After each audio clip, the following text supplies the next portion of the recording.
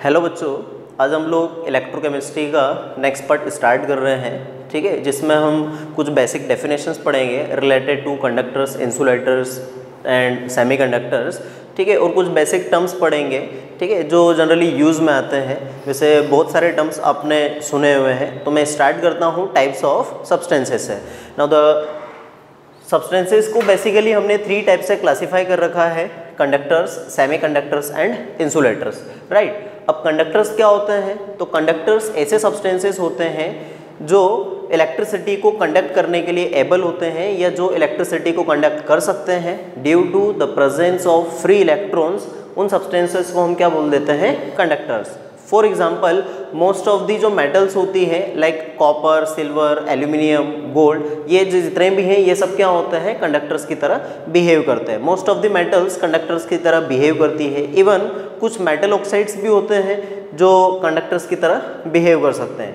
Second, अगर मैं example लेके चलूँ सेमीकंडक्टर्स का, तो सेमीकंडक्टर ऐसे सब्सटेंसेस होते हैं जो इलेक्ट्रिसिटी को कंडक्ट कर भी सकते हैं या नहीं भी कर सकते हैं। ये डिपेंड करता है फिजिकल कंडीशंस के ऊपर, लाइक टेम्परेचर, कि अगर हम टेम्परेचर ज़्यादा रखते हैं तो ये बिहेव करते हैं एज ए कंडक्टर्स की तरह, वही अगर हम इनका टेम्परेचर कम कर देते हैं तो ये बिहेव करते हैं एज ए इंसुलेटर्स की तरह। तो जो सेमीकंडक्टर्स हैं इनका कंडक्शन एबिलिटी जो रहेगी या इलेक्ट्रिसिटी को कंडक्ट करने की जो कैपेबिलिटी रहेगी वो कंडक्टर और इंसुलेटर के क्या होगी? मिडिल में होगी, दोनों के बीच में होगी। नेक्स्ट, अगर हम इंसुलेटर्स की बात करें तो इंसुलेटर्स ऐसे सब्सटेंसेस होते हैं जिनमें कंडक्शन की एबिलिटी नहीं होती है या जो इलेक्ट्रिसिटी को कंडक्ट नहीं कर सकते हैं। फॉर एग्जांपल, अगर हम वुड की बात करें, ठीक है, लकड़ी जो है उसके अंदर कभी भी इलेक्ट्रिसिटी फ्लो नहीं हो सकती। या प्लास्टिक की बात करें, रबर की बात करें, मोस्ट ऑफ द पॉलीमर्स होते हैं जो किसकी तरह बिहेव करते हैं? एज ए इंसुलेटर की तरह बिहेव करते हैं। बिकॉज इनके पास में ना फ्री इलेक्ट्रॉन्स रहते हैं ना फ्री आयंस रहते हैं, देयरफॉर ये कभी भी इलेक्ट्रिसिटी को कंडक्ट नहीं कर पाएंगे। तो इन तीनों की हम बेसिक डेफिनेशन यही बोलते हैं कि ऐसे सब्सटेंसेस जो इलेक्ट्रिसिटी को कंडक्ट करेंगे, जिनके पास में फ्री इलेक्ट्रॉन्स या फ्री आयंस होंगे, उनको हम बोलेंगे कंडक्टर्स। जो इलेक्ट्रिसिटी को कंडक्ट नहीं कर पाएंगे due to the absence of free electrons और free ions are called insulators. Well, जो इलेक्ट्रिसिटी को कंडक्ट कर भी सकते हैं या नहीं भी कर सकते हैं, या जिनकी एबिलिटी कंडक्टर और इंसुलेटर के बीच में होती है, उनको हम क्या बोल देते हैं? Semi conductors. अब इनको हम क्लासीफाई कैसे करें? तो बेसिक हमने ये डेफिनेशन बोल दी है कि जो इलेक्ट्रिसिटी को कंडक्ट कर रहे हैं या नहीं कर रहे हैं, बट इनको एक्चुअल में डिफरेंशिएट करने के लिए हम क्या कर देते हैं? इनकी कंडक्टिविटी की रेंज लेके चलते हैं कि हमें कैसे पता चलेगा कि किसको हम कंडक्टर के अंदर सब्स्टिट्यूट करें या किसको कंडक्टर के अंदर सब्स्टिट्यूट नहीं करें। तो बेसिकली हम क्या कर देते हैं? इनके लिए कंडक्टिविटी की रेंज देखते हैं कि जिनकी कंडक्टिविटी की रेंज 10⁴ से लगा के 10⁷ पर ओम पर मीटर के बीच में वेरी करती है, उन सभी टाइप के सब्सटेंसेस को हम बोल देते हैं कंडक्टर्स।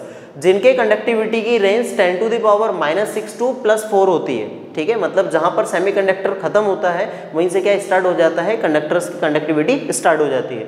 तो जो 10⁻⁻⁶ से +4 के बीच वेरी करेगा उनको हम क्या बोल देंगे? सेमीकंडक्टर्स। वाइल ऐसे सब्सटेंसेस जिनकी कंडक्टिविटी 10⁻⁻20 to 10⁻⁻10 के बीच होती है, उनको हम क्या बोल देते हैं? इंसुलेटर्स। तो इनकी कंडक्टिविटी बहुत कम है, मतलब नॉर्मली इनके लिए पॉसिबल नहीं है कि ये इलेक्ट्रिसिटी को कंडक्ट कर पाए। कंडक्टर्स की कंडक्टिविटी बहुत ज़्यादा होती है, देयरफॉर ये इजीली क्या कर देते हैं? इलेक्ट्रिसिटी कंडक्ट कर देते हैं। वाइल सेमीकंडक्टर्स जो है वो दोनों के बीच में आते हैं, ये इलेक्ट्रिसिटी कंडक्ट कर भी सकते हैं या नहीं भी कर सकते हैं। तो इनको हम बेसिकली डिफरेंशिएट कर देते हैं या अलग अलग डिफाइन कर देते हैं on the basis of their conductivity range. तो देखिए, टाइप्स ऑफ कंडक्टर के बारे में हम पढ़ते हैं। ठीक है, 2 टाइप के कंडक्टर्स होते हैं, metallic conductor and electrolytic conductors. Metallic conductor ऐसे सब्सटेंसेस को बोलेंगे जिसमें इलेक्ट्रिसिटी के कंडक्शन के लिए रिस्पॉन्सिबल कौन रहेगी? मेटल रहेगी। बिकॉज नाम से मीनिंग क्लियर हो रहा है, metallic conductor means metal word आ रहा है। तो इनमें जो इलेक्ट्रिसिटी कंडक्शन के लिए रिस्पॉन्सिबल होंगे वो होंगे सभी मेटल्स। जितने भी टाइप के मेटल्स है like copper, silver, gold, aluminium, ये सभी मेटल्स के अंदर से इलेक्ट्रिसिटी इजीली फ्लो हो जाएगी। देयरफॉर इस टाइप के सब्सटेंसेस को हम क्या बोल देंगे? मेटेलिक कंडक्टर्स बोल देंगे। तो मोस्ट ऑफ दी जो मेटल्स होती है वो मोस्ट ऑफ दी मेटल्स किस तरीके की होती है? मेटेलिक कंडक्टर्स की तरह बिहेव करती है। ठीक है, और इनमें जो मेन फैक्टर होते हैं कि कौन इलेक्ट्रिसिटी कंडक्ट कराएंगे, तो इनके लिए रिस्पॉन्सिबल फैक्टर होते हैं फ्री इलेक्ट्रॉन्स, बिकॉज जितने भी मेटल्स होते हैं उनमें अपने वैलेंस इलेक्ट्रॉन रहते हैं जो क्या करते हैं, नियर बाय कैटायन के अराउंड घूमते रहते हैं। नॉर्मल रूम टेम्परेचर पे भी किसी मेटल के अंदर बहुत सारे इलेक्ट्रॉन्स फ्री रहते हैं, देयरफॉर ये फ्री इलेक्ट्रॉन्स के कारण ही जो मेटल्स है वो नॉर्मल रूम टेम्परेचर पे भी क्या कर सकती है, इलेक्ट्रिसिटी को कंडक्ट कर सकती है। इसीलिए फ्री इलेक्ट्रॉन के इलेक्ट्रिसिटी कंडक्ट करने के कारण इनको हमने नाम क्या दे दिया है, इलेक्ट्रॉनिक कंडक्टर्स। और इसी के अपोजिट अगर मैं सेकंड टाइप के सॉल्यूशन की बात करूं तो ये कहलाता है इलेक्ट्रोलाइटिक कंडक्टर्स, जहां पर एक वर्ड हमें मिल रहा है इलेक्ट्रोलाइट। तो ऐसे सब्सटेंसेस, ऐसे कंडक्टर्स जिनमें इलेक्ट्रिसिटी जो है वो एक इलेक्ट्रोलाइटिक सॉल्यूशन से अगर कंडक्ट होगी तो ऐसे टाइप के हम सॉल्यूशंस को क्या बोल देंगे, इलेक्ट्रोलाइटिक कंडक्टर्स बोल देंगे। फॉर एग्जांपल अगर हमने NaCl ले लिया, NaCl को या तो मेल्ट कर लें, NaCl को या तो मेल्ट कर लेंगे या फिर उसमें क्या कर देंगे, वाटर ऐड कर देंगे, तो दोनों केसेस में क्या होंगे, फ्री आयंस प्रेजेंट होंगे और फ्री आयंस के प्रेजेंट होने के कारण ये इलेक्ट्रिसिटी को क्या कर पाएंगे, कंडक्ट कर पाएंगे। देयरफॉर इनको एक और नाम से हम लिख देते हैं आयोनिक कंडक्टर्स, बिकॉज इनमें जो रिस्पॉन्सिबल फैक्टर है वो कौन है, फ्री आयंस है। तो ये हमने बेसिकली 3 टाइप के इनमें डिफरेंस देखे हैं कि मेटलिक कंडक्टर्स के लिए रिस्पॉन्सिबल फैक्टर मेटल्स हैं, ठीक है, और इनमें फ्री इलेक्ट्रॉन्स प्रेजेंट होते हैं, देयरफॉर इनको हम इलेक्ट्रॉनिक कंडक्टर्स बोलते हैं। इलेक्ट्रोलाइटिक कंडक्टर्स में इलेक्ट्रोलाइट रिस्पॉन्सिबल होता है और यहाँ पर जो मेन फैक्टर है वो फ्री आयंस है, वाइल इनको हम क्या बोल देते हैं, आयोनिक कंडक्टर्स बोलते हैं। अब फोर्थ इनमें डिफरेंस देखें कि मेटलिक कंडक्टर्स और इलेक्ट्रोलाइटिक कंडक्टर्स में फोर्थ डिफरेंस क्या है। तो फोर्थ डिफरेंस कहता है टेम्परेचर, कि अगर मान लीजिए हम इन दोनों कंडक्टर्स के केस में क्या करेंगे, टेम्परेचर को इंक्रीज करना स्टार्ट करेंगे। अगर हम टेम्परेचर बढ़ाना स्टार्ट करेंगे तो जितने भी मेटल्स होती है वो मेटल का रेजिस्टेंस क्या होता है या रेजिस्टिविटी क्या होती है, बढ़ना स्टार्ट कर देती है टेम्परेचर के साथ में।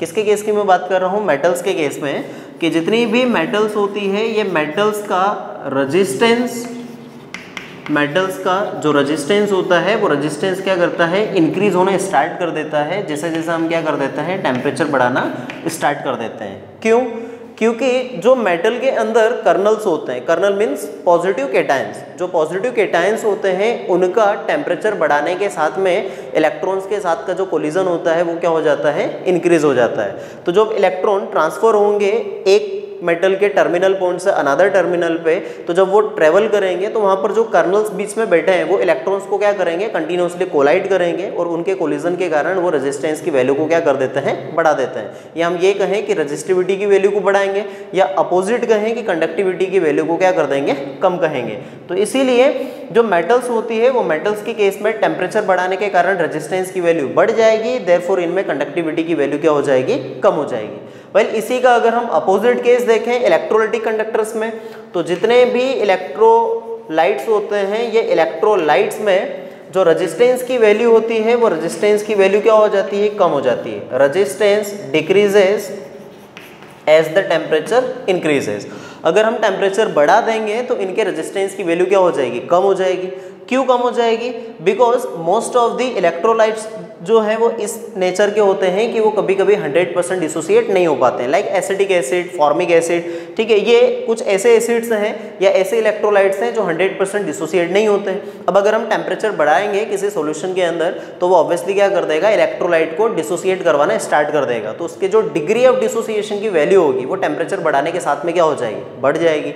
तो पहला केस तो हमने ये देखा कि जो वीक इलेक्ट्रोलाइट्स हैं उनमें डिग्री ऑफ डिसोसिएशन की वैल्यू बढ़ती है जैसे जैसे हम क्या कर देते हैं, टेम्परेचर बढ़ा देते हैं। अब सपोज कीजिए अगर स्ट्रॉन्ग इलेक्ट्रोलाइट है तो जितने भी स्ट्रॉन्ग इलेक्ट्रोलाइट होंगे वो तो ऑलरेडी क्या है, 100% टूटे हुए हैं, लेकिन उनके जो मोबिलिटी की वैल्यू होती है, जो स्पीड ऑफ आयन होती है वो स्पीड ऑफ आयन क्या होती है, जनरली कम होती है। ठीक है, तो जैसे ही अगर हम टेम्परेचर बढ़ाएंगे तो आयंस की काइनेटिक एनर्जी बढ़ना स्टार्ट हो जाएगी, या फिर ये कहें कि उनकी मोबिलिटी की वैल्यू इंक्रीज हो जाएगी। और अगर मोबिलिटी की वैल्यू इंक्रीज हो जाएगी तो ऑब्वियसली इनके केस में जो कंडक्शन की वैल्यू होगी वो क्या हो जाएगी, इंक्रीज हो जाएगी। तो हम इसको अपोजिट वे में कहते हैं कि इलेक्ट्रोलाइट्स में रेजिस्टेंस की वैल्यू कम हो जाती है, या टेम्परेचर की वैल्यू बढ़ाते हैं तो रेजिस्टेंस की वैल्यू कम हो जाती है, या इनके कंडक्टिविटी की वैल्यू बढ़ जाती है। क्योंकि यहाँ पर रेजिस्टेंस का जो मीनिंग है वो डिग्री ऑफ डिसोसिएशन और आयन आयन के बीच का जो इंटरेक्शन है उसको रिप्रेजेंट करता है। बिकॉज अगर हम NaCl की बात करें तो NaCl को भले हमने सॉल्यूशन में ले लिया है, वो 100% टूट गया है, लेकिन होता क्या है कि एक Na पॉजिटिव का केटायन है और एक Cl निगेटिव का केटायन है, दोनों अपोजिट केटायन है,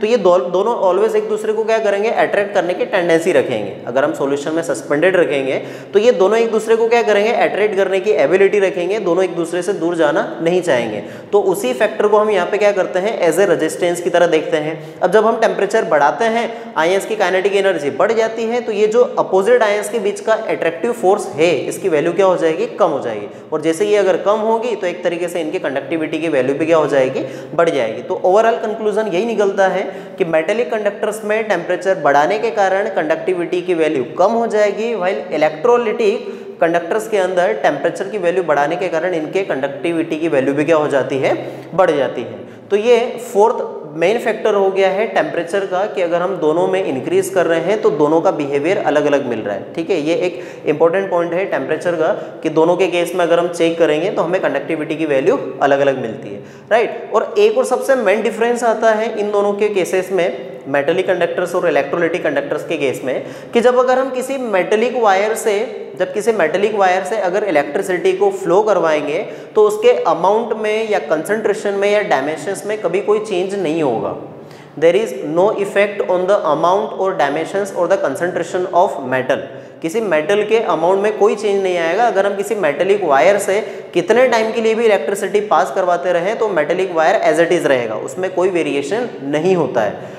बट अगर इसी के अपोजिट में इलेक्ट्रोलिटिक कंडक्टर्स की बात करता हूँ, तो जब हम किसी सॉल्यूशन के अंदर, ठीक है, इलेक्ट्रिसिटी पास करेंगे तो वो कंटिन्यूसली क्या होगा, एनोड और कैथोड पे रिएक्शंस होगी, जैसे कि हमने लास्ट लेक्चर में पढ़ा इलेक्ट्रोलाइटिक सेल्स के बारे में।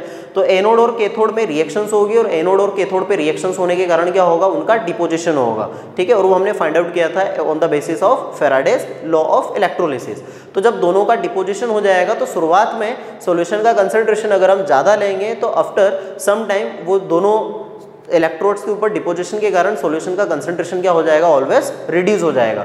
तो इलेक्ट्रोलिटिक कंडक्टर्स में सॉल्यूशन का कंसंट्रेशन हमेशा रिड्यूस हो जाता है या कम हो जाता है, या जो अमाउंट ऑफ सॉल्यूट रहेगा वो डिक्रीज हो जाता है जैसे जैसे हम इलेक्ट्रिसिटी क्या करते हैं, पास करते हैं। तो यहाँ पर इफेक्ट हो रहा है कंसंट्रेशन पे या अमाउंट पे, लेकिन ऊपर मेटल के अंदर अगर हम इलेक्ट्रिसिटी पास कर रहे हैं तो उस पर कोई भी चेंज नहीं हो रहा है। तो ये एक फिजिकल हमें चेंज मिल रहा है मेटेलिक कंडक्टर्स और इलेक्ट्रोलिटिक कंडक्टर्स के लिए। तो बेसिकली 5 डिफरेंस हो गए हैं मेटेलिक कंडक्टर्स और इलेक्ट्रोलिटिक कंडक्टर्स के लिए।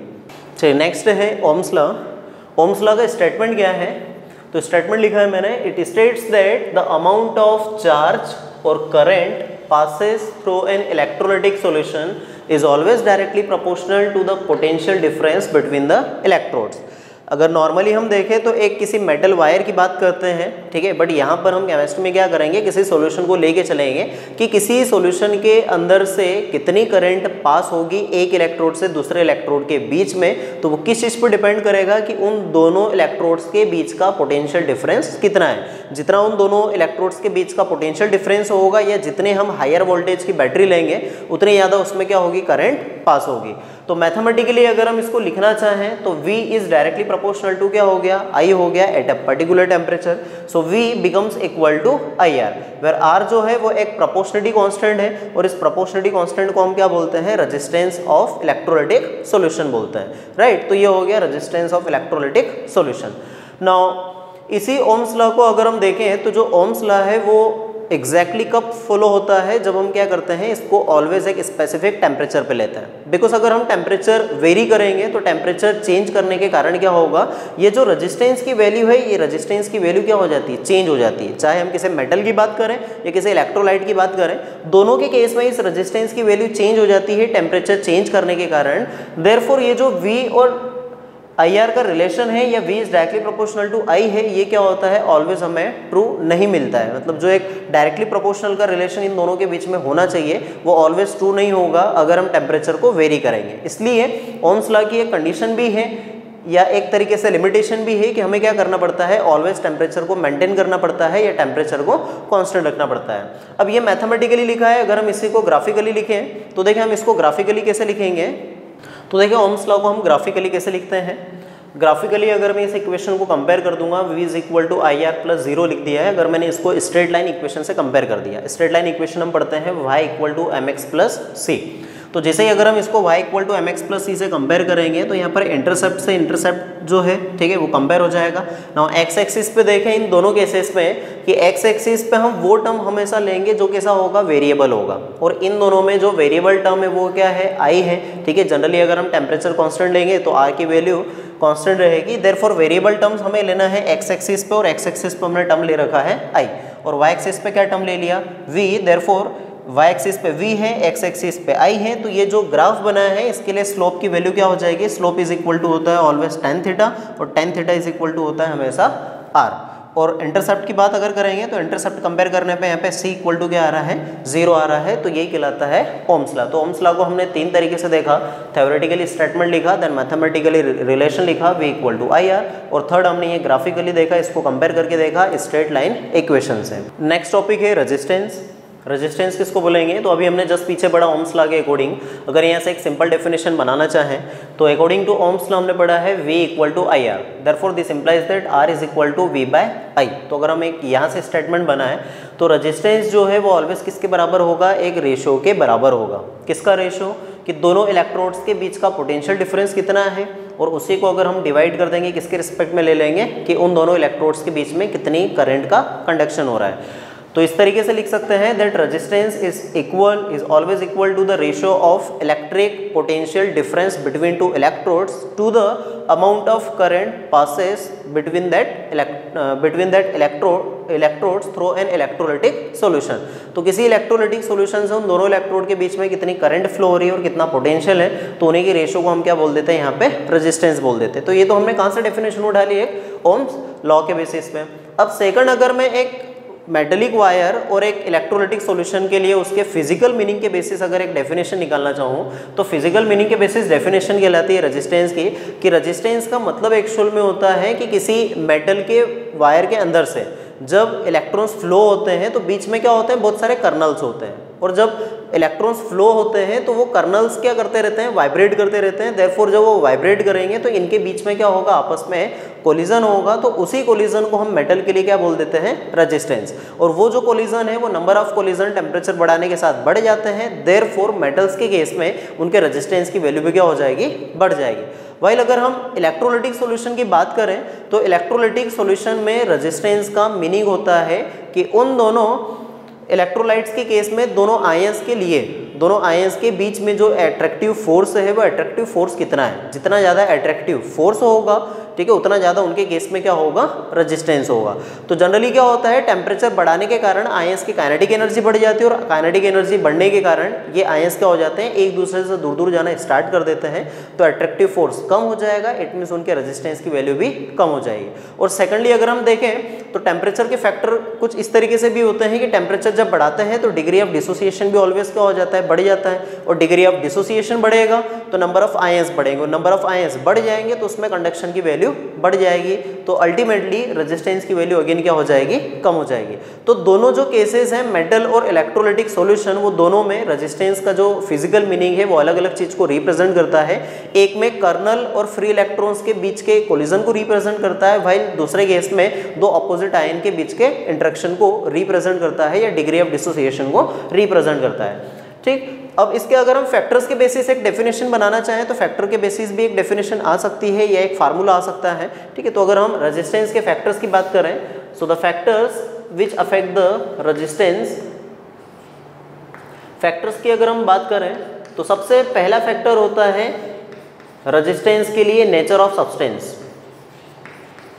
ऑब्वियसली हर एक सब्सटेंस का रेजिस्टेंस एक जैसा नहीं होगा, किसी का रेजिस्टेंस ज़्यादा होगा, किसी का रेजिस्टेंस कम है। तो ये किस चीज़ पर डिपेंड करेगा, उसके नेचर पर डिपेंड करेगा, या उस पर्टिकुलर सब्सटेंस में अगर मैं बात करूं मेटल की, तो मेटल में उन कर्नल और इलेक्ट्रॉन के बीच में कितने कोलिजन्स हो रहे हैं, या अगर सॉल्यूशन की बात करूं तो दोनों अपोजिट आयन के बीच में कितना अट्रैक्टिव फोर्स है। जितना कोलम्बिक फोर्स होगा उतना ही उसका क्या हो जाएगा, रेजिस्टेंस बढ़ जाएगा। तो सबसे मेन फैक्टर है nature of substance.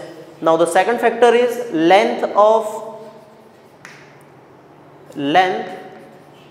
Between the electrodes. अगर मैं किसी सॉल्यूशन की बात करता हूं तो हम क्या करेंगे, इन दोनों की सेपरेटिंग लेंथ देखेंगे। एक्चुअल में क्या होता है, जब किसी में अगर मेटल वायर की बात करता हूं तो मेटल वायर के केस में हम क्या करते हैं, सिंपली इसकी लेंथ देखते हैं कि इसकी लेंथ कितनी है। लेकिन जब मैं सॉल्यूशन की बात करूंगा तो सॉल्यूशन के केस में क्या करेंगे, हम इन दोनों इलेक्ट्रोड्स की लेंथ नहीं देखेंगे।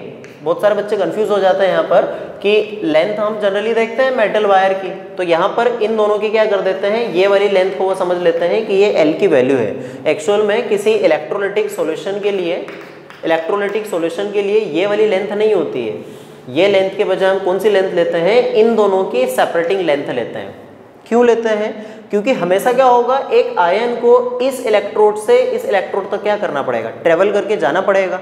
तो यहाँ से लगा के यहाँ तक ट्रेवल करने के बीच में उसको कितने अदर आयन के साथ में कोलाइड करना पड़ेगा या कितने अदर अपोजिट आयन के साथ में अट्रैक्ट होना पड़ेगा, वही किस चीज़ को रिप्रेजेंट करेगा, रेजिस्टेंस को रिप्रेजेंट करेगा। अब मान लीजिए अगर हमने शॉर्ट डिस्टेंस रखी इन दोनों के बीच में कि दोनों अपोजिट कैथोड और एनोड के बीच की जो डिस्टेंस है वो कम है, तो आयन को ज़्यादा ट्रेवल नहीं करना पड़ेगा, देयरफॉर उनके रेजिस्टेंस की वैल्यू क्या हो जाएगी, कम हो जाएगी। अगर हमने दोनों सेपरेटिंग लेंथ बढ़ा दी है, दोनों की लेंथ बढ़ा दी है, तो एक पर्टिकुलर आयन को यहाँ से लगा के यहाँ तक ज़्यादा डिस्टेंस ट्रेवल करना पड़ेगी, और जितनी ज़्यादा डिस्टेंस ट्रेवल करना पड़ेगी उनके बीच कोलिजन उतना ज़्यादा होगा या अट्रैक्टिव फोर्सेस के बीच में अट्रैक्शन उतना ज़्यादा होगा, तो वो अपने आप रेजिस्टेंस की वैल्यू को क्या कर देंगे, बढ़ा देंगे। तो ये ध्यान रखना, यहाँ पर L का मतलब लेंथ ऑफ द इलेक्ट्रोड नहीं है, L का मतलब होता है the length of separation between the electrode, the separating distance between the electrode. तो ये जो L है वो क्या करता है, सेपरेटिंग डिस्टेंस को रिप्रेजेंट करता है, और इसकी वैल्यू जितनी ज़्यादा होती है ऑब्वियसली रेजिस्टेंस की वैल्यू क्या हो जाएगी, उतनी ज़्यादा बढ़ जाएगी। नाउ थर्ड फैक्टर आता है इसमें area of cross section. Area of cross section of electrode. अब इलेक्ट्रोड का एरिया क्रॉस सेक्शन देखते हैं, फिर यहाँ पे कंफ्यूजन हो जाता है। एरिया का मतलब क्या समझ बैठते हैं कि ये जो बीकर ले रखा है, ये बीकर का एरिया कितना है। इस बीकर के एरिया से हमें मतलब नहीं है, ये जो इलेक्ट्रोड ले रखा है, इस इलेक्ट्रोड का जो सिलेंड्रिकल हमने एक इलेक्ट्रोड ले रखा है, एक वायर ले रखा है, उस इलेक्ट्रोड का कितना एरिया क्रॉस सेक्शन है। बिकॉज वो जितनी ज़्यादा अगर हम लेंथ बढ़ाएंगे तो आयन ज़्यादा से ज़्यादा उसकी सरफेस पे इजीली अटैक कर पाएंगे, या ठीक है उसकी सरफेस पे रिएक्शन कर पाएंगे, तो वो उसकी रेजिस्टेंस की वैल्यू को क्या कर देंगे, कम कर देंगे। तो ये हमेशा एरिया ऑफ क्रॉस सेक्शन के कैसे होगा, अपोजिट होगा। तो एरिया इस इलेक्ट्रोड का देखा जा रहा है, जबकि लेंथ हम क्या करते हैं, इन दोनों के इलेक्ट्रोड के बीच की देखते हैं, लेंथ ऑफ द इलेक्ट्रोड की बात नहीं करते हैं। और फोर्थ फैक्टर अगर देखा जाए तो फोर्थ फैक्टर हम लेके चलते हैं टेम्परेचर।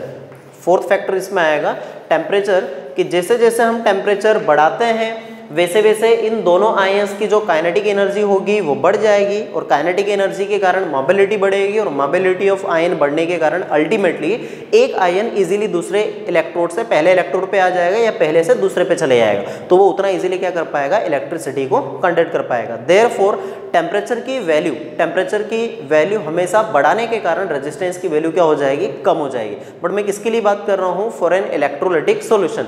पूरे चैप्टर में हम सॉल्यूशन की बात करेंगे, कभी भी मेटल वायर की बात नहीं करेंगे। तो सॉल्यूशन के केस में रेजिस्टेंस की वैल्यू क्या हो जाएगी, अपोजिट हो जाएगी। That resistance is inversely proportional to the temperature. ये हमेशा टेम्परेचर के कैसा होता है, अपोजिट होता है, इनवर्सली प्रोपोर्शनल होता है। तो ये 4 फैक्टर्स हो गए। इन्हीं 4 फैक्टर्स के बेसिस हम क्या करते हैं, इन 4 फैक्टर के बेसिस फाइंड आउट करते हैं कि इसके रेजिस्टेंस के लिए एक हमें जनरल रिलेशन क्या मिलना चाहिए। तो देखिए हम फैक्टर सेकंड और फैक्टर थर्ड से अगर हम दोनों को कंबाइन कर दें, बिकॉज टेम्परेचर का ऐसा कोई डायरेक्ट रिलेशन नहीं होता है कि हमेशा हम टेम्परेचर बढ़ाएंगे तो रेजिस्टेंस उतने ही टाइम्स कम हो, बट ये एक अप टू अ लिमिट तक होता है। देयरफॉर हम केवल क्या करते हैं, इन दोनों फैक्टर्स को यहाँ से मर्ज कर देते हैं। तो रेजिस्टेंस को अगर मर्ज कर दिया जाएगा दोनों फैक्टर्स को, तो ये फैक्टर दिखेगा that R is directly proportional to L/A। So जैसे ही अगर प्रोपोर्शनलिटी कांस्टेंट हटाएंगे तो प्रोपोर्शनलिटी कांस्टेंट की जगह वैसे तो हम K लिखते हैं, बट यहाँ पर क्या लिखा जाएगा, रो लिखा जाएगा। तो फार्मूला बन जाएगा R is equal to rho into L/A। So ये रेजिस्टेंस के लिए फार्मूला हो गया that R is equal to rho L/A होता है। ये एक फार्मूला हो गया, और एक फार्मूला हम ऑलरेडी पढ़ चुके हैं that R is equal to always V/I। V/I के रेशो के बराबर होता है। अब यहाँ से एक नया टर्म मिला है हमें, जो रो है, इस रो को क्या बोला जाता है, रजिस्टिविटी बोलते हैं। Where rho is known as resistivity of that electrolytic solution. Next topic है रजिस्टिविटी। अब रजिस्टिविटी क्या होता है, तो तो एक्चुअल में रेजिस्टेंस और रेजिस्टिविटी में कोई बहुत ज़्यादा डिफरेंस नहीं होता है, बट रेजिस्टेंस जो है वो क्या होता है, किसी सब्सटेंस के नेचर के साथ तो चेंज होगा ही, वो तो रेजिस्टिविटी भी चेंज होगी, बट एक्चुअल में क्या होता है, लेंथ या एरिया क्रॉस सेक्शन या अगर हम डायमेंशंस में चेंज करते हैं तो ये रेजिस्टिविटी की वैल्यू क्या हो जाएगी, चेंज, रेजिस्टेंस की वैल्यू चेंज हो जाएगी। बट जो रेजिस्टिविटी है वो एक्चुअल में स्पेसिफिक रेजिस्टेंस कहलाता है। इस रेजिस्टिविटी का हम एक और स्पेशल नाम लिखते हैं स्पेसिफिक रेजिस्टेंस। और स्पेसिफिक जो रेजिस्टेंस है उसके नाम के आगे हमने लगा दिया स्पेसिफिक, मतलब हम इसको क्या करेंगे, कुछ सर्टेन कंडीशंस के अंदर लेके चलेंगे और वो कंडीशंस रहेगी ये कि जब भी अगर हम लेंथ और एरिया की वैल्यू 1 1 पुट करेंगे तभी हम क्या फाइंड आउट कर पाएंगे, रेजिस्टिविटी। देयरफॉर रेजिस्टेंस की जो वैल्यू है वो ऑलवेज क्या हो जाएगी, कांस्टेंट हो जाएगी। तो ये रेजिस्टेंस की वैल्यू कांस्टेंट नहीं होती, बट रेजिस्टिविटी ऑलवेज क्या रहता है, कांस्टेंट रहता है। Resistivity is also known as specific resistance. Now we know that R is equal to rho L by A, therefore rho की अगर वैल्यू हमें फाइंड आउट करना हो तो ये क्या हो जाएगा, R A बाय L के बराबर हो जाएगा। नाउ यूनिट ऑफ रो अगर हमें फाइंड आउट करना हो तो यूनिट ऑफ रो ऊपर से हमने रेजिस्टेंस के लिए देखा कि ओम यूनिट होती है, ठीक है, और इसके लिए अगर हम लिखने जाएंगे तो सेंटीमीटर स्क्वायर है और ये सेंटीमीटर या फिर मीटर स्क्वायर और मीटर। तो ऐसा यूनिट अगर लिखें तो ओम मीटर हो जाएगी, और अगर CGS यूनिट में देखेंगे तो क्या हो जाएगा, ओम सेंटीमीटर के टर्म्स में आ जाएगा। तो ओम मीटर या ओम सेंटीमीटर इसकी यूनिट हो गई। ना अगर हमें इसको डिफाइन करना हो तो अभी तक हमने डेफिनेशन नहीं देखी है, डिफाइन करना हो तो डिफाइन कैसे करेंगे, तो हम दो कंडीशंस लेके चलते हैं, that if L is equal to 1 centimetre it means the length of separation between the electrodes अगर हम 1 पुट कर दें और एरिया ऑफ द इलेक्ट्रोड भी अगर 1 पुट कर दिया जाए तो रो की जो वैल्यू है वो क्या हो जाती है, R के बराबर हो जाती है। सो इसको इस तरीके से डिफाइन करेंगे दैट रेजिस्टिविटी और स्पेसिफिक रेजिस्टेंस, द रेजिस्टिविटी और specific resistance of any electrolytic solution is defined as the resistance. Specific resistance या रेजिस्टिविटी को हम रेजिस्टेंस के बराबर ही लेके चलते हैं। कब लेके चलेंगे, when the length of separation between the electrodes and the area of cross section of the electrode is 1 centimetre और 1 सेंटीमीटर स्क्वायर रेस्पेक्टिवली, या हम सिंपली यूनिट भी बोल सकते थे कि लेंथ बिटवीन द सेपरेशन अगर यूनिट हो जाए और एरिया क्रॉस सेक्शन भी अगर यूनिट ले लेंगे तो उस केस में जो रेजिस्टेंस की वैल्यू होगी वो रेजिस्टिविटी की क्या हो जाएगी, बराबर हो जाएगी। तो ये डेफिनेशन हो जाएगी रेजिस्टिविटी के लिए। नाउ फैक्टर्स की अगर मैं बात करूँ तो इसके बेसिकली दो फैक्टर्स होते हैं। पहला होता है नेचर ऑफ सब्सटेंस, कि अलग अलग टाइप के सब्सटेंसेस के लिए अलग अलग टाइप के रेजिस्टिविटी की वैल्यू होगी। वही अगर सेकंड में बात करूं तो सेकंड फैक्टर हो जाएगा टेम्परेचर, कि अगर हम टेम्परेचर बढ़ाएंगे तो रेजिस्टिविटी की वैल्यू भी बढ़ेगी और टेम्परेचर अगर कम कर देंगे तो रेजिस्टिविटी की वैल्यू भी कम हो जाएगी। रियल में रेजिस्टेंस और रेजिस्टिविटी में डिफरेंस क्या होता है कि सपोज कीजिए अगर हमने एक बड़ा सा लेंथ ऑफ वायर ले रखा है या एक इलेक्ट्रोलाइटिक सॉल्यूशन ले रखा है, अब पूरे इलेक्ट्रोलाइटिक सॉल्यूशन में दो आयंस के बीच कितने कोलिजन हो रहे हैं या दो आयंस एक दूसरे को कितना अट्रैक्ट कर रहे हैं, तो वो अट्रैक्शन के कारण मोबिलिटी जितनी कम होती है या कंडक्टिविटी जितनी कम होती है वो अल्टीमेटली किसको रिप्रेजेंट करता है, रेजिस्टेंस को। बट अगर मैं यूनिट सॉल्यूशन की बात करूं कि यूनिट वॉल्यूम में कितना हो रहा है, सपोज कीजिए अगर हमारे पास 10 सेंटीमीटर क्यूब ऑफ सॉल्यूशन ले रखा है या ठीक है 10 लीटर सॉल्यूशन ले रखा है, तो उस पूरे सॉल्यूशन में जितने कोलिजन्स होंगे या जितना आयंस के बीच इंटरेक्शन होगा वो किसको रिप्रेजेंट करेगा, रेजिस्टेंस को। बट अगर रेजिस्टिविटी की बात करेंगे तो रेजिस्टिविटी के लिए हमें हमेशा क्या करना पड़ेगा, जो वॉल्यूम ऑफ सॉल्यूशन रहेगा वो वॉल्यूम ऑफ सॉल्यूशन की वैल्यू ऑलवेज क्या पुट करना पड़ेगी, 1, बिकॉज लेंथ और एरिया अगर 1 1 कर देते हैं तो इसका मतलब ऑब्वियसली जो वॉल्यूम की वैल्यू होती है वो वॉल्यूम भी क्या हो जाता है, 1 के इक्वल हो जाता है। तो यूनिट वॉल्यूम में होने वाले रेजिस्टेंस को ही क्या कहा जाता है, रेजिस्टिविटी कहते हैं। तो ये एक सबसे सिंपलेस्ट डेफिनेशन हो गई रेजिस्टिविटी के लिए। कंडक्टेंस की बात करें तो कंडक्टेंस की सबसे सिंपलेस्ट डेफिनेशन होती है that conductance is defined as the inverse of resistance. Inverse of resistance को क्या बोल दिया जाता है, कंडक्टेंस बोल दिया जाता है। ठीक है, तो जैसे हमने लिखा है यहाँ पे G is equal to 1/R। Now the unit of G अगर हमें फाइंड आउट करना हो तो ये R की यूनिट होती है ओम, देयरफॉर ये बन जाएगा ओम इनवर्स। ठीक है, सिंबल्स के टर्म में हम लिखेंगे ओम इनवर्स, या फिर ओम इनवर्स को एक और लिखने का तरीका होता है महो। ये जो हमने लिखा है इसको हम क्या कर देंगे, जस्ट अपोजिट लिख देंगे, तो ये बन जाएगा महो। और इसकी ऐसा यूनिट की अगर मैं बात करूं तो ऐसा यूनिट हो जाएगी सीमन। तो आज से ध्यान रहे, ओम इनवर्स को हम क्या लिख सकते हैं, सीमन लिख सकते हैं। सीमन को रिप्रेजेंट करते हैं हम कैपिटल एस से। नाउ एक सेकंड हमने और फार्मूला पढ़ा है रेजिस्टेंस का, that R is equal to rho L by A, therefore G becomes equal to 1 by rho L divided by A। So A पलट के ऊपर आ जाएगा तो फार्मूला हो जाएगा G is equal to 1 by rho A by L। ठीक है, तो ये हो गया फार्मूला कंडक्टेंस के लिए। ना अगर हमें किसी सॉल्यूशन में उसके फिजिकल मीनिंग पे जाना हो कि रियल में कंडक्टेंस रिप्रेजेंट किस चीज़ को करता है, कंडक्टेंस का रियल में फिजिकल मीनिंग क्या होता है, तो फिजिकल मीनिंग से मतलब है कि सपोज कीजिए अगर हमने एक सॉल्यूशन ले लिया, एक बीकर ले लिया, उसमें सॉल्यूशन फिल कर लिया है, कोई सा भी इलेक्ट्रोलाइटिक सॉल्यूशन फिल कर लिया, देन अगर हम इलेक्ट्रिसिटी पास करना स्टार्ट कराएंगे तो उसमें प्रेजेंट इलेक्ट्रोलाइट के आयंस की कितनी कंडक्टिंग एबिलिटी है, the conducting power of all the ions that present in that electrolytic solution. इन दोनों इलेक्ट्रोड्स के बीच में जो दो अपोजिट टाइप के आयंस हैं, इनके कंडक्शन करने की जितनी एबिलिटी होगी वो क्या कहलाएगी, इसके कंडक्टेंस के बराबर होगी। और रियल में यहाँ से जितनी डेफिनेशन होगी सभी के सभी हम इसी के बेसिस लिखेंगे, that the conducting power of all the ions present in that electrolytic solution is known as its conductance. तो इस पूरे सॉल्यूशन में जितने प्रेजेंट टोटल आयन होंगे वो इनके क्या कहलाएंगे, कंडक्टेंस कहलाएंगे। अब सपोज कीजिए अगर हम उसी टोटल सॉल्यूशन को यूनिट वॉल्यूम में ले लें, बिकॉज हो सकता है अभी 2 लीटर वॉल्यूम हो, 3 लीटर वॉल्यूम हो, या ठीक है 2 सेंटीमीटर क्यूब हो, 3 सेंटीमीटर क्यूब हो, बट अगर उसी को हम क्या कर लेंगे, यूनिट वॉल्यूम में ले लेंगे, तो यूनिट वॉल्यूम में होने वाले फिर कंडक्टेंस को हम एक नई डेफिनेशन के नाम से पढ़ेंगे यहाँ पर, कंडक्टिविटी के लिए। तो जस्ट लाइक कंडक्टेंस की तरह हम क्या करेंगे, जैसे रेजिस्टेंस का अपोजिट कंडक्टेंस होता है, सिमिलरली रेजिस्टिविटी का अपोजिट क्या होता है, कंडक्टिविटी होता है। अब कंडक्टेंस के अगर फैक्टर्स देखे जाएं तो जो फैक्टर्स रेजिस्टेंस के लिए होते हैं वही से फैक्टर्स क्या हो जाएंगे, कंडक्टेंस के लिए हो जाएंगे। जैसे हमने पहला फैक्टर लिखा था नेचर ऑफ सब्सटेंस, वो भी यहाँ पर एज इट इज होगा कि अलग अलग सब्सटेंसेस के लिए कंडक्टेंस की वैल्यू अलग अलग होगी।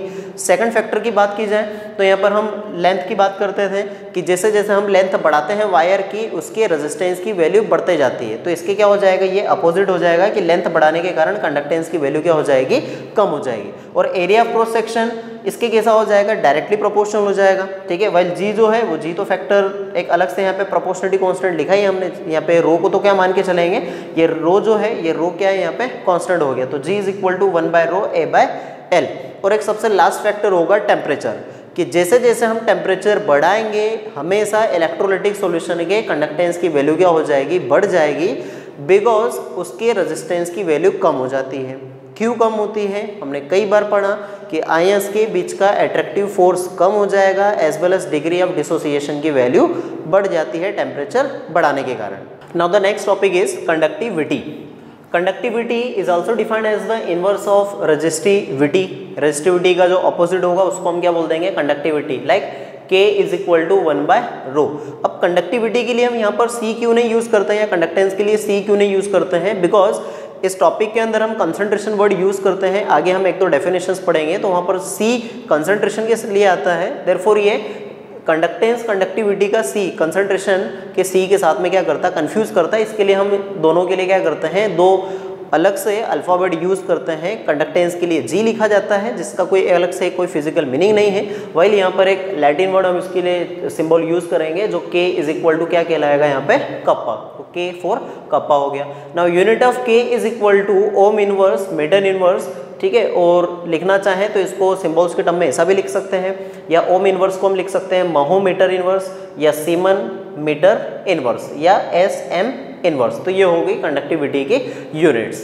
अब इसको अगर हम फिजिकल मीनिंग पे डिफाइन करना चाहें तो जैसे मैंने कंडक्टेंस को समझाया वैसे ही कि किसी इलेक्ट्रोलाइटिक सॉल्यूशन के यूनिट वॉल्यूम में अगर मैं ये 1 सेंटीमीटर क्यूब मान लेता हूँ कि पूरा जो सॉल्यूशन है वो ज़्यादा है, पर इस यूनिट वॉल्यूम ऑफ सॉल्यूशन के अंदर टोटल जो आयंस हैं उनकी कितनी कंडक्टिंग पावर है। So the conducting power of all the ions present in the unit volume of solution between two electrodes is known as conductivity. तो कंडक्टिविटी मतलब unit volume में होने वाले आयंस के कंडक्टिंग पावर, और कंडक्टेंस का मतलब पूरे सॉल्यूशन में होने वाले जो कंडक्टिंग पावर्स होगी उनको हम क्या बोल देंगे, कंडक्टेंस बोल देंगे।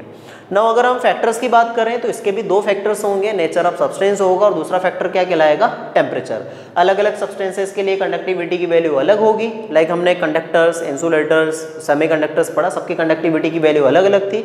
और सेम केस है यहाँ पे टेम्परेचर के, टेम्परेचर बढ़ाते हैं तो कंडक्टिविटी की वैल्यू ऑलवेज इलेक्ट्रोलाइटिक सॉल्यूशन में बढ़ती है, कभी भी मेटेलिक सब्सटेंसेस की नहीं बढ़ेगी। तो हमेशा टेम्परेचर बढ़ाने के कारण इलेक्ट्रोलाइटिक सॉल्यूशंस की कंडक्टिविटी बढ़ जाती है। Same reason due to the increase in the mobility of ion और kinetic energy of ion as well as the increase in the degree of dissociation. ठीक है, तो ये कॉन्सेप्ट हो गया कंडक्टिविटी के लिए।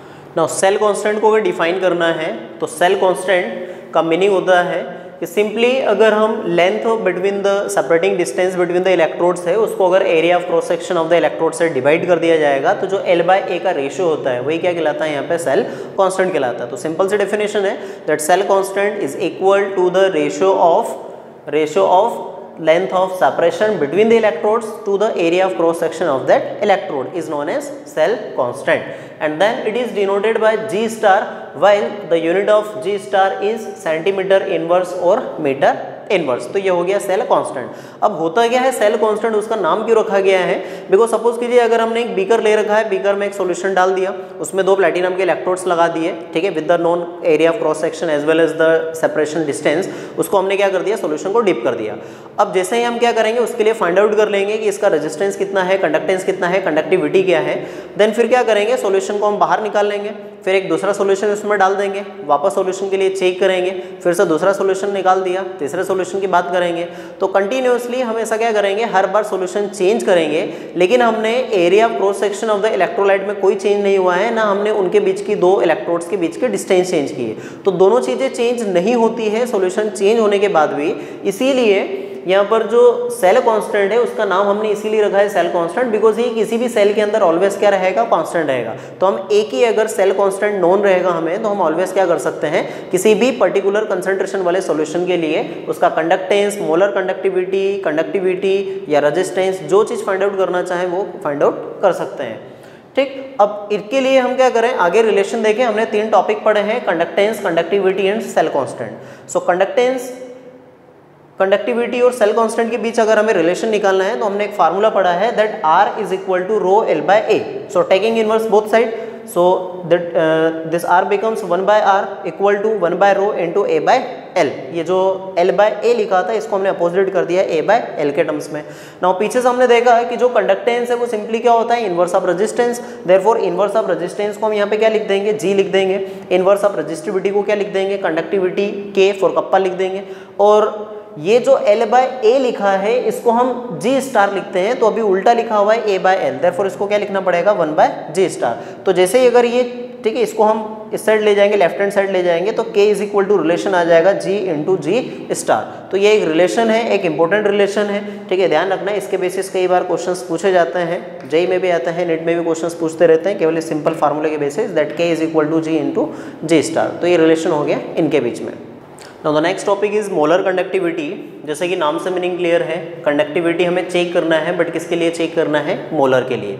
अब जनरली आपने देखा है कि हम किसी भी नाम के आगे अगर मोलर वर्ड लगा देते हैं, like molar mass, molar volume, molar enthalpy, ठीक है, मोलर गिब्स फ्री एनर्जी, तो ऑलवेज जो मोलर वर्ड होता है वो किस चीज़ को रिप्रेजेंट करता है, 1 मोल को रिप्रेजेंट करता है। हमेशा किसी के आगे भी अगर हमने 1 मोलर वर्ड लगा दिया है तो वो 1 मोल को दिखाता है। देयरफॉर 1 मोल इलेक्ट्रोलाइट की जो टोटल कंडक्टिविटी होगी, एक्चुअल में हमें कंडक्टिविटी नहीं बोलना चाहिए, कंडक्टेंस वर्ड यूज करना चाहिए, कि 1 मोल इलेक्ट्रोलाइट का जो टोटल कंडक्टेंस होगा वो यहाँ पे किसको रिप्रेजेंट करेगी, मोलर कंडक्टिविटी को रिप्रेजेंट करेगी। तो डेफिनेशन कुछ इस वे में लिखेंगे that it is defined as the conducting power of all the ions, it is defined as the conducting power of all the ions which is produced by the 1 molar of electrolyte, which is produced by the 1 molar of electrolyte in the electrolytic solution at a specific temperature is known as its molar conductivity। ध्यान रहे solution के अंदर हम 1 मोल word use कर रहे हैं, but conductivity word के लिए अलग से यूनिट सॉल्यूशन की बात नहीं कर रहे हैं। तो ये सबसे बड़ा डिफरेंस है कि वर्ड में हमें कंडक्टिविटी दिखता है, बट केवल सब्सटेंस का मास हमें क्या करना है, 1 रखना है। जो वॉल्यूम है वो वॉल्यूम हम कितना भी रख सकते हैं, ठीक है, ये जरूरी नहीं है कि ये ऑलवेज यूनिट हो, वॉल्यूम ऑलवेज यूनिट के इक्वल हो, ये जरूरी नहीं है, हो भी सकता है या नहीं भी हो सकता है, दोनों केसेस पॉसिबल है।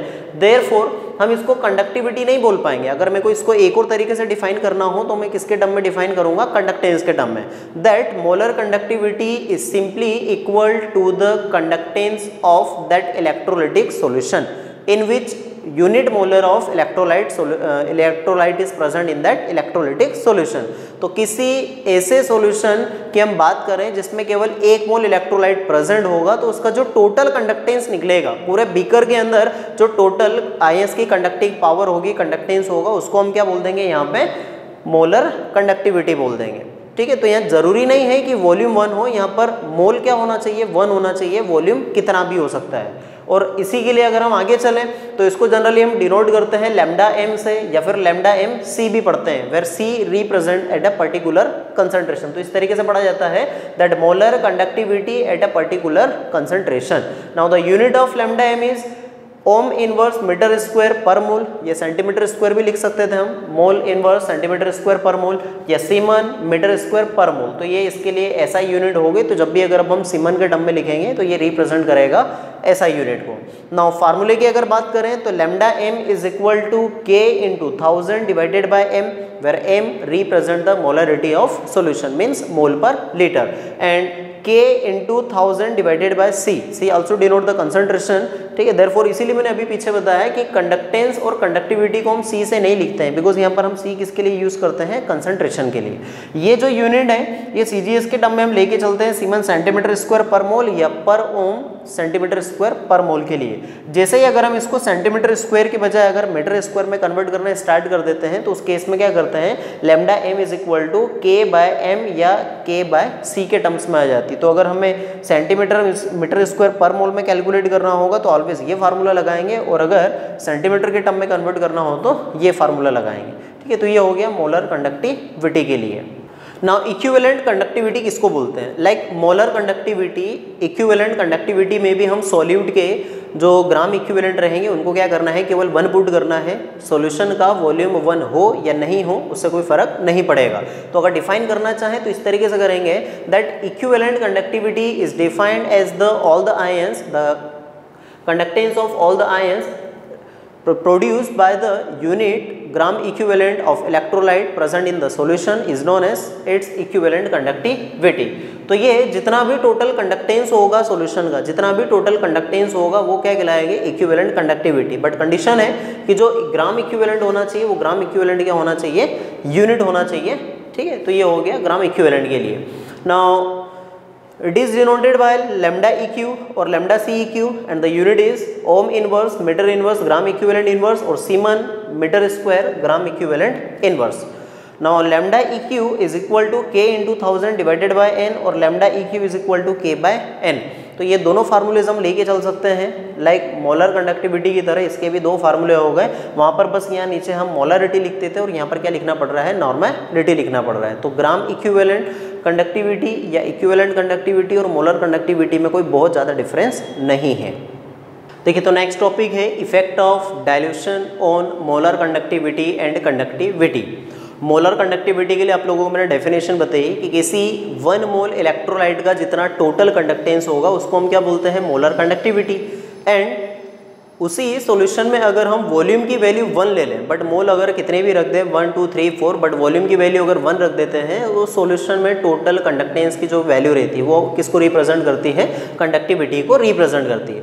तो यहाँ पर मोलर कंडक्टिविटी जो है वो मोल 1 लेके चलते हैं और वॉल्यूम की वैल्यू क्या होती है, नॉट डिफाइंड होती है। वाइल कंडक्टिविटी में मोल की वैल्यू नॉट डिफाइंड होती है और वॉल्यूम क्या होता है, 1 होता है। मतलब इसमें हम केवल मोल 1 लेके चलेंगे, वॉल्यूम कितना भी ले सकते हैं। और यहाँ पर कंडक्टिविटी में मोल की वैल्यू कितनी भी ले सकते हैं, बट वॉल्यूम की वैल्यू ऑलवेज क्या लेके चलेंगे, 1 लेके चलेंगे। बस ये अब दिमाग में रखना।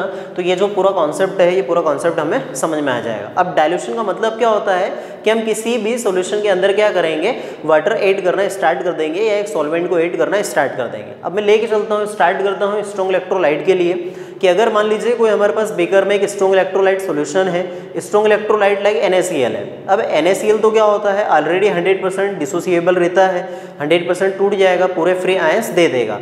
बट फिर भी उसमें अगर हम वाटर मिलाएंगे तो वाटर मिलाने के कारण क्या होगा कि उसकी जो मोलर कंडक्टिविटी की वैल्यू रहेगी या जो टोटल कंडक्टेंस की वैल्यू रहेगी, वो टोटल कंडक्टेंस की वैल्यू क्या हो जाएगी, बढ़ जाएगी। अब टोटल कंडक्टेंस की वैल्यू क्यों बढ़ रही है, ठीक है, यही कॉन्सेप्ट समझ में नहीं आ रहा था साइंटिस्ट को। कि वीक के लिए तो समझ में आता है कि वहाँ पर डिग्री ऑफ डिसोसिएशन वगैरह बढ़ेगी या काइनेटिक एनर्जी वगैरह बढ़ जाए, बट स्ट्रॉन्ग इलेक्ट्रोलाइट के लिए हमें समझ में नहीं आ रहा था यहाँ पर कि इसमें डाइल्यूशन करने के कारण मोलर कंडक्टिविटी की वैल्यू बढ़ क्यों रही थी। तो उसके लिए रीज़न देखें कि होता क्या है रियल में। जैसे एक हमने बीकर ले रखा है अगर, तो इस बीकर के अंदर शुरुआत में अगर 1 लीटर सॉल्यूशन है, 1 लीटर सॉल्यूशन के अंदर क्या है, 1 मोल NaCl प्रेजेंट है। अब 1 मोल NaCl में 2 इलेक्ट्रोड्स हमने डीप कर रखे हैं। अब जैसे अगर इसमें इलेक्ट्रिसिटी पास करेंगे तो 1 लीटर सॉल्यूशन के अंदर टोटल हमें जो कंडक्टेंस मिलेगा उसकी वैल्यू हम क्या कर लेंगे, मेजर कर लेंगे, चेक कर लेंगे ना। इसमें फिर ऊपर से वाटर ऐड करेंगे और वाटर ऐड करने के बाद क्या करेंगे, ये जो टोटल सॉल्यूशन का वॉल्यूम है इस वॉल्यूम को क्या कर देंगे हम ट्वाइस करके ले आएंगे। इसका जो टोटल वॉल्यूम ऑफ सॉल्यूशन है वो कितना ले आएंगे, 2 लीटर। तो 2 लीटर में चेक करेंगे और जब 2 लीटर में चेक करेंगे तो हमें ये प्रैक्टिकली ऑब्जर्व होगा कि इसके मोलर कंडक्टिविटी की वैल्यू क्या हो जाएगी, बढ़ जाएगी। बिकॉज 1 मोल इलेक्ट्रोलाइट का जो टोटल कंडक्टेंस होता है या मोलर कंडक्टिविटी होगी वो बढ़ जाएगी, क्योंकि 1 लीटर सॉल्यूशन में जो आयंस रहेंगे वो केटाइन एनाइन एक दूसरे के पास पास रहेंगे। तो पास पास होने के कारण उनके बीच ऑलवेज क्या होगा, एक इलेक्ट्रोस्टैटिक फोर्स ऑफ अट्रैक्शन होगा, जिसके कारण वो इजीली मूवमेंट नहीं कर पाएंगे। और इजीली मूव नहीं करते हैं एज वेल एज जो आयंस हैं वो आयंस एक दूसरे के ऊपर क्या कर लेते हैं, सरफेस के ऊपर अनदर चार्ज की एक लेयर बना लेते हैं। लाइक Na पॉजिटिव के ऊपर Cl नेगेटिव की एक लेयर बन जाएगी। Cl नेगेटिव आयन एक लेयर फॉर्म कर लेता है इस Na पॉजिटिव आयन के सरफेस के ऊपर। देयरफॉर जो आयन का साइज रहता है एक्चुअल साइज केवल इतना सा है, बट अब लेयर बनने के कारण इसका साइज क्या हो गया है, बढ़ गया है। और साइज बढ़ने के कारण इसकी मोबिलिटी की वैल्यू क्या हो जाएगी, कम हो जाएगी। सिमिलरली एक एनायन की अगर हम बात करें तो एनायन के केस भी ऐसे ही होगा। इसके ऊपर कैटायंस जितने भी होंगे वो कैटायंस क्या करेंगे, एब्जॉर्ब होना स्टार्ट हो जाएंगे। देयरफॉर इनके एब्जॉर्प्शन के कारण क्या होगा, जो मॉलिक्यूल का साइज रहेगा इस मॉलिक्यूल के साइज को क्या कर देंगे, आयन के साइज को ये बढ़ा देंगे। मतलब प्रैक्टिकली जो एक्चुअल वॉल्यूम है वो एक्चुअल वॉल्यूम के कंपेयर में इसका साइज बढ़ जाएगा। और साइज बढ़ने के कारण ये जो आयंस हैं ये आयंस की मोबिलिटी या जो स्पीड रहेगी वो क्या हो जाएगी, कम हो जाएगी, ये उतने इजीली मूवमेंट नहीं कर पाएंगे। बट जैसे ही अगर हम इनके अंदर वाटर डालेंगे, डाइल्यूटेट करेंगे, तो डाइल्यूशन के कारण ये आयंस को इतनी सफिशिएंट स्पेस मिल जाएगी कि आयंस अब क्या कर पाएंगे, एक दूसरे से दूर दूर जा पाएंगे। और आयन जैसे ही एक दूसरे से दूर दूर जाएंगे तो इनकी मोबिलिटी की वैल्यू बढ़ जाएगी और अब ये वापस क्या हो जाएगा, एक्चुअल साइज में आ जाएगा। बिकॉज ये जो लेयर फॉर्मेशन हुआ है ये लेयर फॉर्मेशन क्यों हुआ था, आयंस के एक दूसरे के पास पास होने के कारण। बिकॉज उनमें इलेक्ट्रोस्टैटिक फोर्स के कारण एक दूसरे के पास पास आ गए थे लेयर बनाने। लेकिन जैसे हमने इनको डाइल्यूटेट किया तो ये आयन सब क्या हो गए, एक दूसरे से दूर दूर चले गए और फाइनली क्या हो गया, Cl नेगेटिव उसके एक्चुअल साइज में आ गया। एज वेल एज ये जो Na पॉजिटिव है ये Na पॉजिटिव भी क्या करेगा, उसके अपने एक्चुअल साइज में आ जाएगा। देयरफॉर आयन का साइज छोटा होने के कारण वापस इसकी मोलर कंडक्टिविटी की वैल्यू को क्या कर देंगे, ये बढ़ा देंगे। लेकिन ये जो मोलर कंडक्टिविटी की वैल्यू है ये क्या होगी, कंटिन्यूसली वाटर डालने के कारण बढ़ते चले जाएगी। पर कब तक बढ़ेगी, अप टू अ लिमिट तक बढ़ती है। देन जिस लिमिट पे बढ़ना बंद हो जाती है उस लिमिट को हम क्या बोल देते हैं, लिमिटिंग मोलर कंडक्टिविटी। तो यहाँ से हमें एक नई डेफिनेशन सुनने को मिलती है, लिमिटिंग मोलर कंडक्टिविटी। तो उसको इस वे में लिखा जाता है that limiting molar conductivity is denoted by lambda M not और लैम्डा एम इनफाइनाइट। इसको हम रिप्रेजेंट करते हैं लैम्डा एम नॉट से या लैम्डा एम इनफाइनाइट से। अब इसका मीनिंग क्या होता है, तो इसको इस वे में पढ़ते हैं that molar conductivity at zero concentration, molar conductivity at zero concentration या molar conductivity at infinite dilution. अब ऑब्वियसली अगर हम किसी सॉल्यूशन के अंदर बहुत सारा वाटर मिला देंगे, उसको बहुत ज़्यादा डाइल्यूटेट कर देंगे, तो उसका कंसंट्रेशन अप्रॉक्सीमेटली क्या हो जाएगा, जीरो हो जाएगा। होता नहीं है एक्चुअल में, बट नियर बाय वो क्या हो जाता है, जीरो कंसंट्रेशन पे पहुंच जाता है, या उसका जो डाइल्यूशन है वो क्या हो जाता है, अप्रॉक्सीमेटली इनफाइनाइट हो जाता है। और ऐसा नहीं है कि हम उसमें इनफाइनाइट अमाउंट ऑफ वाटर मिला रहे हैं, हमारे पास तो छोटा सा बीकर है उसमें इनफाइनाइट वाटर कैसे डालेंगे। तो इनफाइनाइट से यहाँ पर मीनिंग है कि ऐसा टाइम रहेगा या एक ऐसी लिमिट रहेगी जिसके बाद में मोलर कंडक्टिविटी की वैल्यू क्या हो जाएगी, चेंज होना बंद हो जाएगी। और जब मोलर कंडक्टिविटी की वैल्यू डाइल्यूशन के साथ में चेंज होना बंद हो जाती है तो उस लिमिट को फिर हम क्या बोल देते हैं, इनफाइनाइट। क्या उसके बाद अगर हम इनफाइनाइट अमाउंट ऑफ वाटर भी मिलाते चले जाएंगे तो अब उसकी मोलर कंडक्टिविटी की वैल्यू कभी चेंज नहीं होगी। इसी को हम फिर बोल देते हैं molar conductivity at infinite dilution या molar conductivity at zero concentration. तो इसको हम बाद में डिफाइन करते हैं, ठीक है, पहले इसी के लिए लेके चले। तो यहाँ पर हमें देखने को मिला कि जो डाइल्यूशन है वो डाइल्यूशन के कारण इसके मोलर कंडक्टिविटी की वैल्यू क्या हो रही थी, एक्चुअल में इंक्रीज हो रही थी। देयरफॉर जो डाइल्यूशन है वो मोलर कंडक्टिविटी की कैसे हो गया, डायरेक्टली प्रोपोर्शनल हो गया। वाइल इसी के अगर हम अपोजिट बात करें कंडक्टिविटी की, तो कंडक्टिविटी में क्या होगा कि जो आयंस यहाँ पर 1 लीटर सॉल्यूशन में प्रेजेंट है, अब उन्हीं आयंस को क्या होगा, 2 लीटर में डिस्ट्रीब्यूट होना पड़ेगा, उन्हीं को 2 लीटर में डिस्ट्रीब्यूट होना पड़ेगा। देयरफॉर टोटल सॉल्यूशन के अंदर तो कंडक्टेंस बढ़ता है, टोटल सॉल्यूशन के अंदर तो कंडक्टेंस बढ़ता है, लेकिन यूनिट वॉल्यूम ऑफ सॉल्यूशन के अंदर कंडक्टेंस क्या हो जाएगा, कम हो जाएगा। और हम कंडक्टिविटी यूनिट वॉल्यूम में देखते हैं, देयरफॉर यूनिट वॉल्यूम में कंडक्टेंस कम होने के कारण इसकी कंडक्टिविटी की वैल्यू भी क्या हो जाएगी, कम हो जाएगी। इसीलिए जो डाइल्यूशन है वो डाइल्यूशन क्या होगा, कंडक्टिविटी के इनवर्सली प्रोपोर्शनल होगा। So dilution is inversely proportional to conductivity.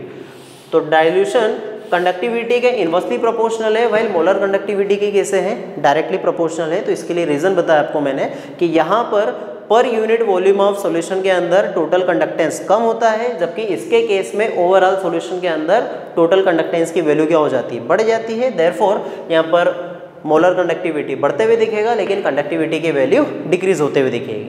अब इसके केस में लेके चलते हैं, हम इस कॉन्सेप्ट को समझाते हैं।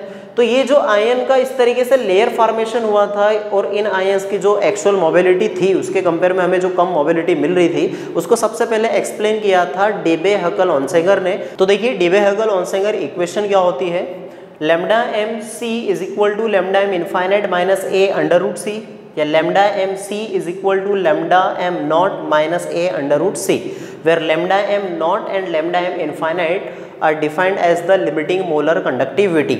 मतलब लिमिटिंग मोलर कंडक्टिविटी मीन्स ये एक मोलर कंडक्टिविटी की हाईएस्ट वैल्यू होती है उस पर्टिकुलर इलेक्ट्रोलाइट के लिए, कि उसके बाद में कभी भी उसकी मोलर कंडक्टिविटी की वैल्यू उससे ज़्यादा नहीं आ सकती है। तो ये हाईएस्ट मोलर कंडक्टिविटी हो गई। अब किसी भी पर्टिकुलर अगर हमें कंसंट्रेशन पे मोलर कंडक्टिविटी की वैल्यू फाइंड आउट करना है, किसी भी पर्टिकुलर कंसंट्रेशन के ऊपर अगर हमें मोलर कंडक्टिविटी की वैल्यू फाइंड आउट करना है, तो हम क्या करेंगे, इसकी फाइनल जो लिमिटिंग मोलर कंडक्टिविटी है, बिकॉज ये ऑलवेज क्या होती है, कांस्टेंट होती है, तो ये जो लिमिटिंग मोलर कंडक्टिविटी होती है इसमें से हम क्या कर देंगे, a अंडर रूट सी को माइनस कर देंगे, where a is constant and c represent the concentration of the solution. तो c कंसंट्रेशन के लिए है, व्हाइल a जो है वो a यहाँ पर क्या होता है, कांस्टेंट होता है। a की जगह कैपिटल B भी लिख सकते हैं, ठीक है, कैपिटल X भी लिख सकते हैं, y भी लिख सकते हैं, तो इससे फर्क नहीं पड़ता है, ये क्या है एक्चुअल में कांस्टेंट है। तो एक इक्वेशन है जो डेबे हकल ऑनसेंगर ने दी थी, जिसके बेसिस हम क्या करते हैं, स्ट्रॉन्ग इलेक्ट्रोलाइट्स की मोलर कंडक्टिविटी का डाइल्यूशन के साथ क्या वेरिएशन होता है उसको हम एक्सप्लेन करते हैं। ठीक, अब देखिए इसको अगर इस इक्वेशन को हम कंपेयर करना चाहें स्ट्रेट लाइन इक्वेशन से, अगर इस इक्वेशन को हम स्ट्रेट लाइन इक्वेशन से कंपेयर करेंगे तो क्या मिलेगा, देखें। तो देखिए हमने क्या कर दिया, ये जो डेबे हकल ऑनसेंगर इक्वेशन है इसको स्ट्रेट लाइन इक्वेशन से कंपेयर कर दिया है, that is y equal to M X plus C. अब मैंने इसको आगे पीछे लिख दिया है एम एक्स और सी को, बिकॉज ऊपर जो इक्वेशन उसके टर्म में लिखा है। तो यहाँ से आपको केवल इक्वेशन कंपेयर करना है कि y एक्सिस पे क्या दिख रहा है, हमें केवल लैम्डा एम सी दिख रहा है, तो इसको लैम्डा एम सी ले लीजिए y एक्सिस पे। नाउ इन दोनों टर्म्स में देखो कि यहाँ पर m और x में वेरिएबल कौन होता है, ऑलवेज x होता है, m हमेशा कांस्टेंट होता है, और a और अंडर रूट सी में वेरिएबल कौन है, अंडर रूट सी है। तो क्या कर देंगे हम x एक्सिस पे किसको ले लेंगे, अंडर रूट सी, तो यहाँ पर अंडर रूट से ले लेंगे x एक्सिस पे। तो यहाँ से स्लोप को कंपेयर करें तो स्लोप की वैल्यू क्या आ रही है, माइनस a आ रही है, स्लोप की वैल्यू क्या आ रही है, माइनस a। और जब भी अगर स्लोप नेगेटिव होता है तो ऑलवेज जो लाइन होती है स्ट्रेट लाइन वो कैसे होती है, डाउनवर्ड होती है। ये ध्यान रखना कि जब भी अगर स्लोप की वैल्यू नेगेटिव हो, slope m is equal to minus a है, नेगेटिव है, देयरफॉर नेगेटिव होने के कारण क्या होगा, ये लाइन डाउनवर्ड होगी। एज वेल एज अगर हम इंटरसेप्ट की बात करें तो इंटरसेप्ट की वैल्यू क्या हो जाएगी, intercept c is equal to lambda m infinite, lambda m infinite लिखें या लैम्डा m 0 लिखें। अब इंटरसेप्ट होता क्या है, तो जैसे इस ग्राफ के लिए देखें कि जब इस ग्राफ को अगर हम ऐसे पीछे की तरफ एक्सटेंड करना स्टार्ट करेंगे तो ये जिस हाइट पे कट करता है, जिस मैक्सिमम हाइट पे कट करता है उसी को हम क्या बोल देते हैं, इसके लिए इंटरसेप्ट। तो देखिए लैम्डा एम सी की जो हाईएस्ट वैल्यू होगी वो हाईएस्ट वैल्यू हमें क्या मिलेगी, लैम्डा एम इनफाइनाइट मिलेगी, इससे कभी इसकी वैल्यू ज़्यादा नहीं हो सकती है। तो ये स्ट्रेट लाइन इक्वेशन से कंपेयर करने पे हमें इसके लिए ग्राफ मिल गया है डेबे हकल ऑनसेंगर इक्वेशन के बेसिस स्ट्रॉन्ग इलेक्ट्रोलाइट्स के लिए। तो ये जो ग्राफ बना रखा है ये स्ट्रॉन्ग इलेक्ट्रोलाइट के लिए है, वीक इलेक्ट्रोलाइट्स के लिए नहीं है। और नेक्स्ट अगर हम वीक इलेक्ट्रोलाइट के लिए देखें कि वीक इलेक्ट्रोलाइट का वेरिएशन कैसे होगा, तो वीक इलेक्ट्रोलाइट के केस में अगर हम डाइल्यूशन करते हैं तो डाइल्यूशन करने के कारण उनकी मोलर कंडक्टिविटी की वैल्यू क्या हो जाएगी, स्लाइटली बढ़ जाएगी, एज वेल एज कंडक्टिविटी की वैल्यू क्या हो जाएगी, कम हो जाएगी। तो जो वेरिएशन हमें ऊपर मिला है वही वेरिएशन क्या होगा, यहाँ पर भी मिलेगा, बट रीजन चेंज हो जाएगा। ऊपर स्ट्रॉन्ग इलेक्ट्रोलाइट के केस में रीजन था कि वहां पर जो अपोजिट आयंस थे उनके बीच में क्या लग रहा था, इलेक्ट्रोस्टैटिक फोर्स लग रहा था। देयरफॉर इलेक्ट्रोस्टैटिक फोर्स के इंटरेक्शन के कारण क्या हो रहा था, आयंस एक दूसरे के पास पास हेल्ड टुगेदर करके रखे हुए थे, लेयर बन गई थी। बट यहाँ पर वीक इलेक्ट्रोलाइट के केस में रीज़न क्या आ रहा है कि जब आयंस अगर हम डाइल्यूशन करेंगे तो आयंस में क्या होगा, सेपरेशन तो ठीक ही है, बट इनके केस में डिग्री ऑफ डिसोसिएशन की वैल्यू बढ़ जाती है। तो वीक इलेक्ट्रोलाइट में डिग्री ऑफ डिसोसिएशन का रीज़न होता है कि डिग्री ऑफ डिसोसिएशन के बढ़ने के कारण इनके मोलर कंडक्टिविटी की वैल्यू क्या हो जाएगी, बढ़ जाएगी, एज वेल एज कंडक्टिविटी की वैल्यू क्या हो जाएगी, डिक्रीज हो जाएगी। अब कोई सोचे डिग्री ऑफ डिसोसिएशन बढ़ रहा है तो कंडक्टिविटी भी बढ़ना चाहिए, लेकिन जितने टाइम्स हम डाइल्यूशन करेंगे उतने टाइम्स इसके डिग्री ऑफ डिसोसिएशन में वेरिएशन नहीं होगा, उतने टाइम्स आयन नहीं बढ़ पाएंगे। ओवरऑल सॉल्यूशन में आयन बढ़ेंगे, ओवरऑल सॉल्यूशन में डिग्री ऑफ डिसोसिएशन के कारण टोटल आयंस बढ़ जाएंगे, but unit volume of solution के अंदर क्या हो जाएंगे, कम हो जाएंगे। और मोलर कंडक्टिविटी का मतलब होता है टोटल सॉल्यूशन में कंडक्टेंस, और कंडक्टिविटी का मतलब होता है यूनिट वॉल्यूम ऑफ सॉल्यूशन के अंदर कंडक्टेंस। देयरफॉर कंडक्टिविटी की वैल्यू ऑलवेज डाइल्यूशन के साथ डिक्रीज होगी, व्हाइल मोलर कंडक्टिविटी की वैल्यू ऑलवेज इंक्रीज हो जाएगी। तो अगर हम वीक इलेक्ट्रोलाइट के केस में लिखना चाहें तो उसमें भी सेम ही होगा, और अगर ग्राफ में इसी में बनाना चाहें तो उसके लिए ग्राफ क्या हो जाएगा, जस्ट अपोजिट हो जाएगा कि ये स्ट्रेट लाइन इक्वेशन आ रही थी बट ये क्या हो जाएगा, कर्व के फॉर्म में हो जाएगा। तो ये जो ग्राफ है ये हमने स्ट्रॉन्ग इलेक्ट्रोलाइट के लिए बना रखा है, व्हाइल ये जो ग्राफ बना रखा है ये किसके लिए बना रखा है, वीक इलेक्ट्रोलाइट्स के लिए बना रखा है। तो वीक इलेक्ट्रोलाइट्स के केस में अगर आप देखें तो इसको हम पीछे की तरफ एक्सटेंड भी करेंगे, lambda M infinite find out करने के लिए, limiting molar conductivity find out करने के लिए तो हमें कहाँ जाना पड़ेगा, अप टू इनफाइनाइट पे जाना पड़ेगा, तब जाके हम फाइंड आउट कर सकते हैं इसके लिए लिमिटिंग मोलर कंडक्टिविटी। तो इसलिए एक्यूरेट कैलकुलेट करना फाइंड आउट नहीं है वीक के लिए, बट स्ट्रॉन्ग के लिए हम क्या कर सकते हैं, इजीली फाइंड आउट कर सकते हैं। तो देखिए नेक्स्ट टॉपिक है लिमिटिंग मोलर कंडक्टिविटी। अब लिमिटिंग मोलर कंडक्टिविटी क्या होती है, तो मान लीजिए कोई सा अगर सॉल्यूशन हम लेके चले हैं स्ट्रॉन्ग इलेक्ट्रोलाइट्स के लिए, उसमें हम क्या कर रहे हैं, कंटिन्यूसली ऐड करते जा रहे हैं वाटर या डाइल्यूशन करते जा रहे हैं, तो उसकी मोलर कंडक्टिविटी बढ़ते चले जाएगी। अप टू अ लिमिट तक बढ़ने के बाद में अगर हम ऊपर से और भी डाइल्यूशन करेंगे तो उसकी मोलर कंडक्टिविटी की वैल्यू चेंज नहीं होगी। और मोलर कंडक्टिविटी की वैल्यू जब डाइल्यूशन के साथ में चेंज होना बंद हो जाती है या कंसंट्रेशन के चेंज होने के साथ बंद हो जाती है तो उसी को हम क्या बोल देते हैं, लिमिटिंग मोलर कंडक्टिविटी। दैट कि ये एक लिमिट को रिप्रेजेंट करती है कि इसके बाद कभी उस इलेक्ट्रोलाइट के लिए उसकी लिमिट मोलर कंडक्टिविटी की वैल्यू ज़्यादा नहीं हो सकती, हाईएस्ट वैल्यू यही रहेगी या फिर इससे ऑलवेज क्या रहेगी, कम रहेगी, कभी भी इससे ज़्यादा नहीं होती है। तो ये कहलाता है लिमिटिंग मोलर कंडक्टिविटी। इसको हम रिप्रेजेंट करते हैं लैम्डा एम इनफाइनाइट या लैम्डा एम जीरो से। इसको इस वे में पढ़ते हैं that molar conductivity at zero concentration और molar conductivity at infinite dilution. अब अगर डाइल्यूशन करते करते हम इनफाइनाइट पे पहुंच जाएंगे तो ऑब्वियसली इधर कंसंट्रेशन क्या हो जाएगा, लगभग जीरो होगा। और ये प्रैक्टिकली ट्रू नहीं है कि हम इनफाइनाइट डाइल्यूशन कर दें या फिर इधर कंसंट्रेशन अप्रॉक्सीमेटली जीरो कर दें या जीरो ही कर दें, ठीक है, ये पॉसिबल नहीं है। बट ये डेफिनेशन बनाने के लिए लिया गया है कि हमने इतना उसमें वाटर मिला दिया है कि अब उसको क्या हो गया, मोलर कंडक्टिविटी का वेरिएशन ही होना बंद हो गया है। तो उस लिमिट को हम बोल देते हैं जीरो कंसंट्रेशन या इनफाइनाइट डाइल्यूशन।